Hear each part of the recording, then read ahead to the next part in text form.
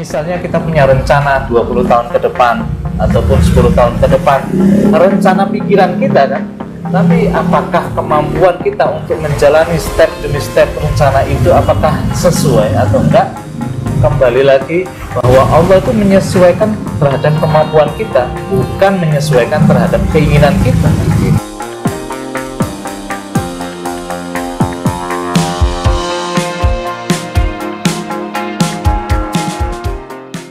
Assalamualaikum warahmatullahi wabarakatuh. Kita berjumpa kembali di channel Tauhid Cinta. Kali ini ditemani oleh Ustadz Hasan. Beliau adalah salah satu tim di Tauhid Cinta ini dan juga penulis buku Konsep Ibnu Arabi tentang imajinasi dan juga founder dari Dialog Maya. Kali ini kita akan bahas mengenai ambisius yang sekarang ini disingkat oleh anak-anak zaman now sebagai ambis. Ada sebuah lagu yang dipopulerkan oleh Iwan Fals. Keinginan adalah sumber penderitaan, tempatnya di dalam pikiran.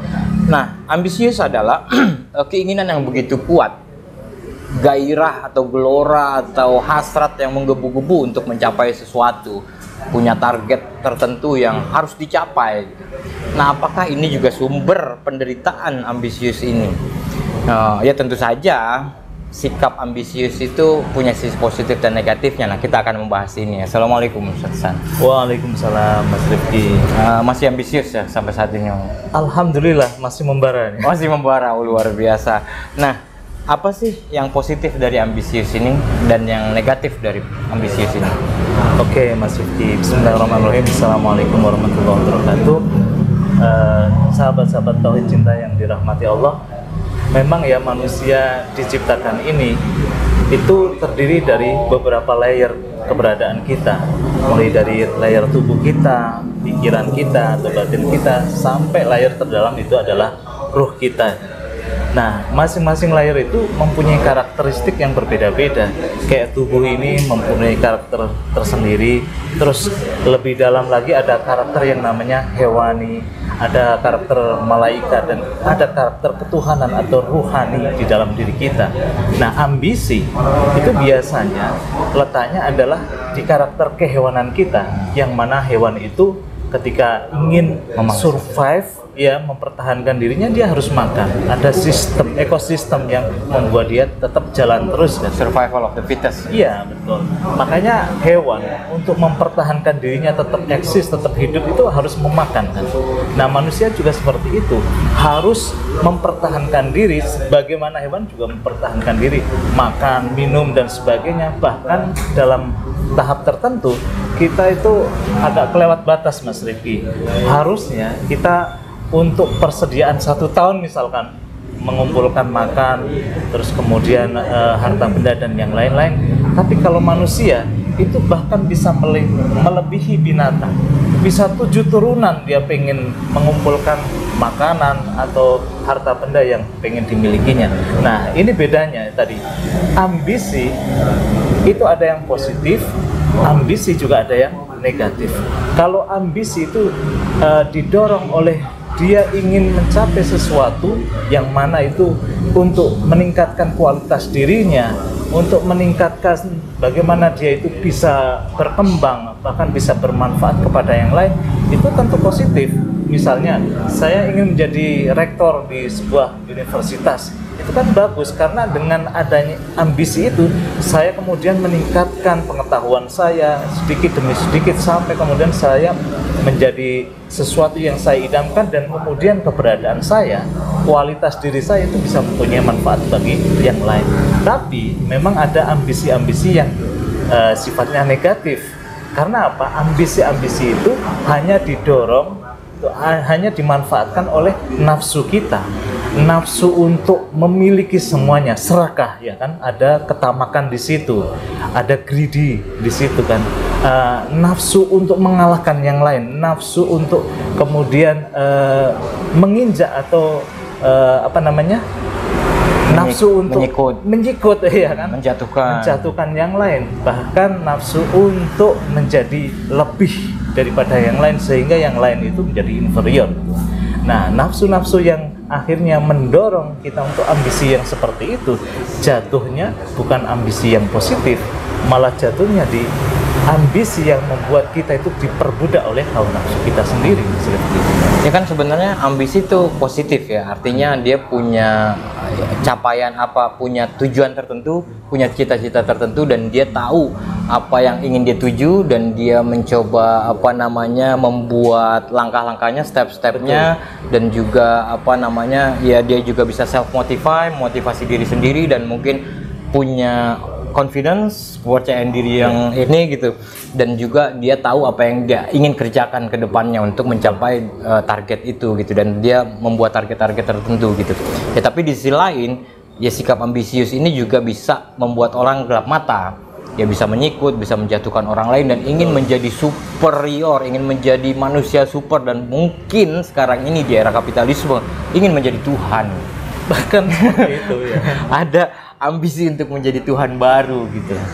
Dalam hadis Nabi Mas Rifki dikatakan kalau ambisi itu didorong oleh hawa nafsu, ditunggangi oleh hawa nafsu, Nabi mengatakan kalau seandainya manusia itu dikasih satu lembah yang isinya emas, karena hawa nafsunya dia pengen lembah kedua berupa emas, dia pengen lembah ketiga berupa emas, sampai tidak ada batasnya.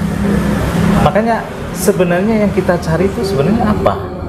Kalau yang kita cari itu kedalaman diri kita, kualitas Tuhan yang ada dalam diri kita ya kan, yang tak terbatas itu, sehingga kita kemudian pengen mengekspresikan kualitas-kualitas ilahi itu dalam diri kita, itu nggak apa-apa.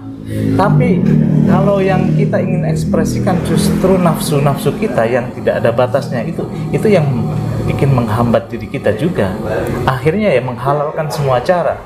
Manusia itu, kata Nabi, itu lebih berbahaya daripada serigala yang lapar. Selapar-laparnya serigala itu Mas Rifki nggak bakal memakan anaknya sendiri, ya kan? Atau sebaliknya, anak serigala nggak mungkin juga menciderai ibunya sendiri atau induknya sendiri. Tapi manusia bisa, gara-gara warisan misalnya, atau gara-gara harta dan sebagainya. Banyak sekali kasus kita lihat kok, yang namanya anak itu memperkarakan orang tuanya sendiri, anak membunuh orang tuanya sendiri, atau seorang ayah memperkosa anaknya sendiri. Ini kan sebenarnya ekspresi-ekspresi dari hawa nafsu yang kemudian dia ekspresikan untuk memenuhi ambisi pribadinya kan. Nah, sekarang ini kita jumpai banyak kasus yang mana ambisi itu justru diarahkan pada sisi yang negatif, bukan sesuatu yang positif. Kita tahu orang yang ambisius ini kan selalu punya target, baik itu jangka pendek, jangka menengah maupun jangka panjang.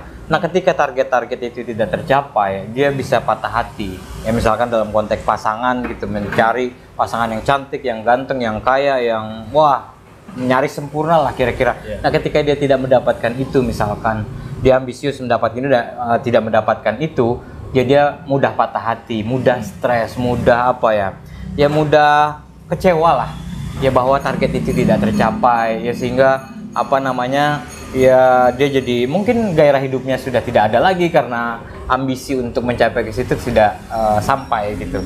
Nah, di samping itu Islam juga kan punya konsep tentang ikhtiar.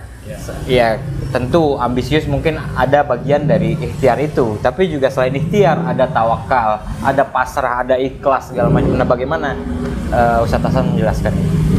Ya, benar Mas Rifki, bahwa ambisius itu juga menyisakan PR ya. Dalam artian ketika orang punya ambisi tertentu, itu biasanya lupa bahwa kemampuan dia itu terbatas, pikiran dia itu terbatas ya. Kadang-kadang kalau apa yang ingin dicapai tidak terjadi dalam kenyataan, maka tadi yang dikatakan Mas Rifki betul, orang itu bisa patah. Karena karakter orang ambisius itu perfeksionis juga. Orangnya yang ketika dia misalnya tidak tercapai dalam target-targetnya, itu kadang-kadang selalu ada plan A, plan B, plan C dan sebagainya, dan itu pun kalau dia tidak terjadi, akhirnya apa? Stres, akhirnya apa? Putus asa. Sedangkan di dalam agama Islam sendiri mengajarkan kita bahwa ikhtiar itu wajib, tapi kalau putus asa itu dilarang oleh Allah, ya kan? La tai'asu mir rahmatillah. Janganlah kalian berputus asa atas kasih sayang Tuhan. Makanya kalau orang punya iman, orang punya pegangan yaitu Allah, hidup ini akan dijalani dengan enteng. Karena apa? Ikhtiar itu wajib, tapi bagaimanapun hasilnya tetap kita pasrahkan kepada Tuhan. Kita selalu berserah, kita positive thinking bahwa Tuhan itu ngasih jalan terbaik. Adapun pengetahuan manusia yang sempit, manusia yang terbatas itu hanya menjalani sesuai dengan cara berpikirnya, rencananya. Tapi bagaimana ikhtiar itu kemudian dilakukan, hasilnya dan sebagainya, Allah kita yakini itu tahu mana yang terbaik bagi kita. Jadi kita tidak bisa menentukan hasilnya harus A, B, C dan sebagainya. Tapi kita boleh berencana, ikhtiar semampunya, kerja keras semaksimal mungkin, do the best. Tapi bagaimanapun hasilnya, Allah tahu yang terbaik buat kita sendiri. Itu Mas Rifki. Ya ada game yang ini ya, yang meme itu banyak tersebar di media sosial gitu, misalkan rencana Allah yang terbaik. Ya ketika kita mengurus semua kegiatan kita atau mengurus semua rencana kita, itu malah berantakan.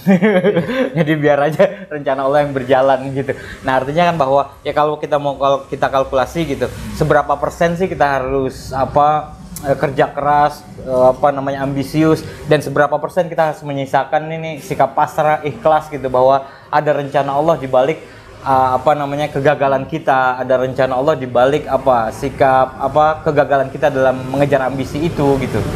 Sebenarnya kalau di presentasi agak sulit ya. Tapi misalkan 50-50 lah, ambisi 50. Kalau saya sendiri ikhtiar itu harus 100%. Ikhtiar harus 100%. Ikhtiar harus 100%, kerja keras juga harus 100%.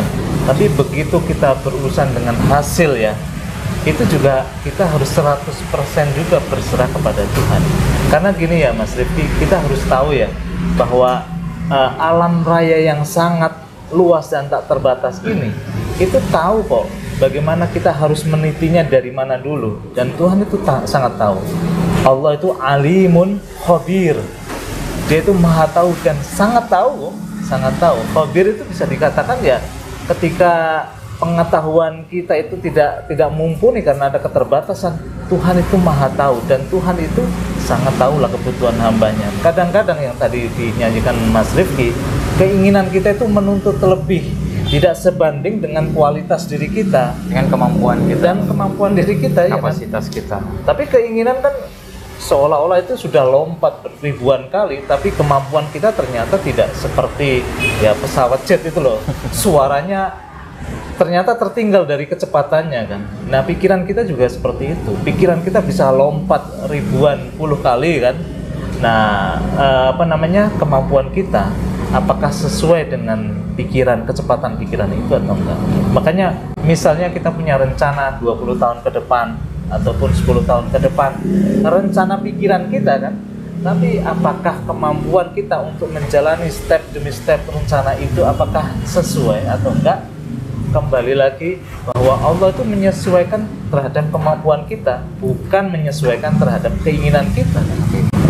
Oke, jadi kalau tadi diterangkan oleh Ustadz Hasan kan bahwa ada perbedaan antara proses dengan hasil. Yes. Kalau proses kita ikhtiarkan 100%. Yes. Kalau hasil juga kita pasrahkan kepada Allah.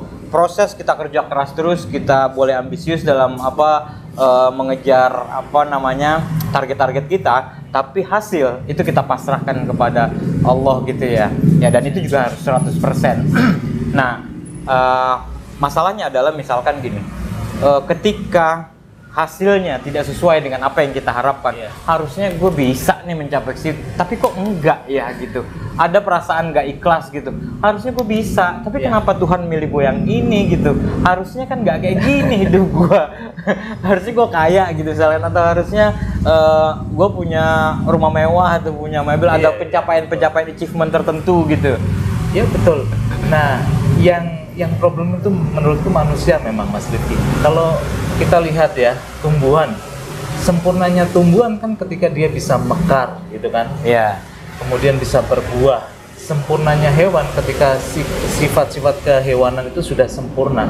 Nah, manusia itu, sempurnanya manusia ketika dia itu bisa menggunakan seluruh perangkatnya itu, terus kemudian menggunakan akalnya dan hatinya itu untuk mendukung kemanusiaannya sampai terhubung dengan Tuhannya. Itu kan sempurnanya manusia.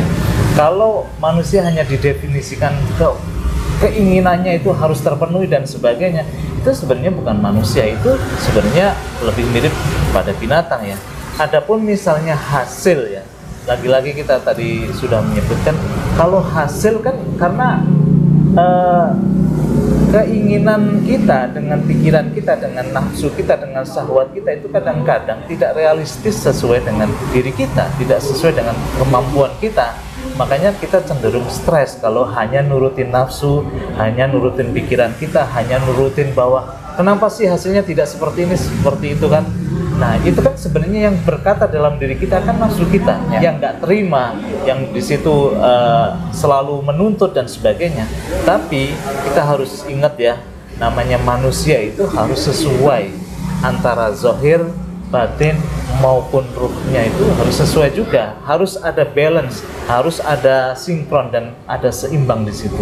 Kalau nggak seimbang ya pikirannya udah lari, sementara kemampuannya belum, sementara misalnya hatinya juga kemana, itu jadi manusia yang terfragmentasi gitu. Oke. Pisah-pisah. Terakhir Ustaz Hasan, terkait ambisius ya, ada perbedaan antara kerja keras dengan kerja cerdas. Ya. Nah itu untuk mencapai ambisi, itu untuk mencapai target tertentu atau ada satu lagi sebenarnya. Apa? Kerja ikhlas. Oh iya, kerja ikhlas, betul. Saya kelupaan. Nah itu bedanya apa, 3 hal itu? Kalau kerja keras itu kan terkait sama bagaimana kita meningkatkan nih. Ada kerja keras di level fisik nih. Kedisiplinan fisik kita harus kita tingkatkan ya. Sholat misalnya ya, itu nggak boleh karena hanya malas, itu nggak boleh. Karena apa? Tubuh kita itu perlu gerak, tubuh kita itu perlu disiplin. Kalau kita tidak disiplinkan tubuh kita, hanya sholat yang penting eling, itu sebenarnya juga nggak ada kerja keras dari sisi fisik ya. Tadi kerja cerdas kan kapasitas pikiran kita, kapasitas intelijensi kita. Nah, kalau kita sudah Allahu Akbar, udah fokus, udah kemudian disiplin tubuh itu kita kerjakan. Nah, bagaimana disiplin tubuh itu kita isi secara cerdas pengetahuannya ya. Jadi antara gerak tubuh dengan gerak pikiran atau gerak batin itu harus sinkron. Nah, yang satu lagi harus ikhlas. Lebih dalam lagi Mas Rifki. Satu udah kerja keras secara fisik ya, kerja cerdas secara pikiran, tapi kalau hati itu tidak ikhlas, juga semua amal kita yang kita tidak kerjakan dengan ikhlas hanya sebagai komoditi dari nafsu syaitoniah kita, nafsu kebinatangan dan nafsu setan kita. Makanya ketika kita tidak kerja ikhlas, itu akhirnya amalan apapun yang kita kerjakan tidak diterima oleh Allah. Maka ketiga-tiganya ini harus sinkron, harus seiring dan sejalan, seirama lah ya. Jadi tidak bisa hanya mengandalkan kerja keras tapi cerdasnya juga nggak ada di situ, apalagi ikhlasnya nggak ada. Harus tiga-tiganya itu terpenuhi memang. Oke, satu kalimat closing statement. Ya, dalam menjalani kehidupan ini kita harus memang ambisi, tapi ambisi yang didasari oleh hati. Karena dalam sebuah hadis dikatakan i'mal lidunyaka ka'annaka ta'isyu abada. Jadi mencari dunia itu sampai kita itu menghembuskan nafas terakhir juga kok. Ya kan, kerja keras kita hidup abadi. Iya, seolah-olah kita itu hidup abadi, ya kan? Tapi wa'mal li akhiratika tamutu goda. Juga cari akhiratmu seolah-olah besok meninggal. Harus ada balance antara zahir dan batin. Ambisi itu harus didasarkan pada itu, jangan ambisi yang didasari oleh hawa nafsu kita, keinginan kita yang tidak ada habisnya. Oke, terima kasih Ustadz Hasan. Ya semoga kita bisa mengambil hikmah dari diskusi kita kali ini. Ya intinya adalah bahwa kalau dalam berproses kita harus kerja keras, kita harus punya ambisi, tapi terkait hasil kita juga harus pasrah, harus ikhlas. Itu semuanya 100%. Kerja kerasnya 100%, sikap pasrahnya 100%, dan ikhlasnya juga 100%. Semuanya karena berbeda antara proses dengan hasil. Mungkin itu dari kami. Mohon maaf atas segala kekurangan. Wabillahi taufiq wal hidayah. Assalamualaikum warahmatullahi wabarakatuh.